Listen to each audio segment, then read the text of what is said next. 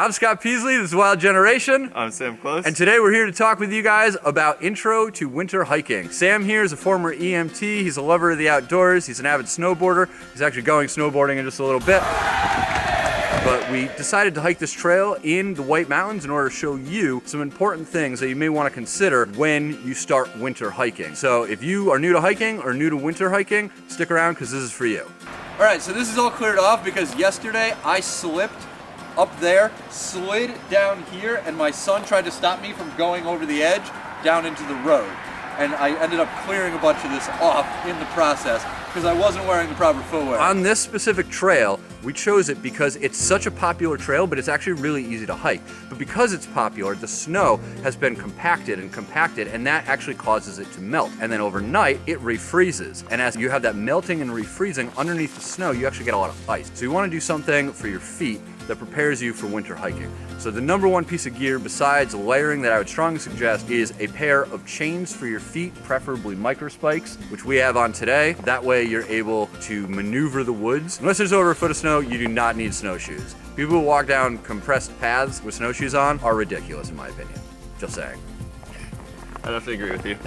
For added stability, you can also add trekking poles. You want to make sure it's the ones with the nets on them that'll grab the snow so they don't sink in too deep. Obviously, you need layers of clothing. You should always start a little cool and just have extra layers to bring with you. But if you go into the woods with too many layers on, what's going to happen is your body's going to overheat. You're going to start to sweat, and then it's going to be a lot more difficult to stay warm. If you're interested in learning about how to layer appropriately for the winter, you can watch my video right up here on how to layer. But you definitely want to make sure that you have on a couple layers and then you have some more in your backpack that you can carry. Sam, where's your backpack? I came in light.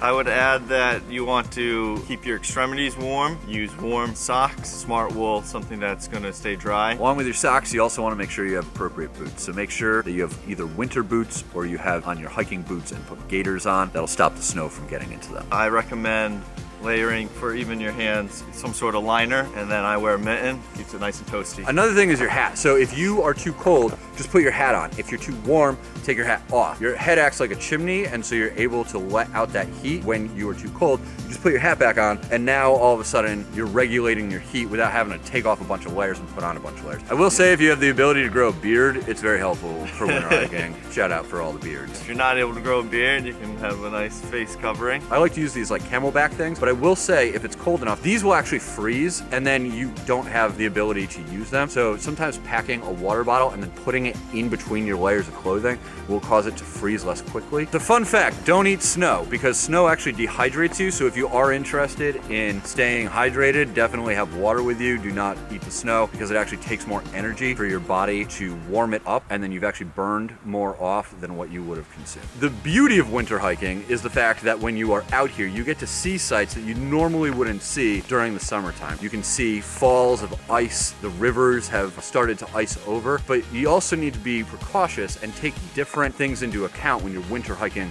versus summer hiking. If you come upon something and you hear moving water underneath it, or you come upon an area that looks flat, that is probably water underneath there. And you need to think about whether or not there's ice on top or just snow on top of a thin layer of ice and what that's gonna do for when you put pressure on it. Another thing you might wanna think about is, I don't know if you can tell right now, but like now I'm in the sun and he's in the shade, and a minute ago he was in the sun and I was in the shade, and the sun gets really, really bright in the winter because you have all this reflection of snow in your face. So you can bring sunglasses if you'd like, but I wouldn't wear like glass ones or even metal. I'd just wear straight plastic sunglasses all around because the chances of you falling are a lot higher and you can mess up your face. Also, the metal frames are going to be colder on your skin. Definitely.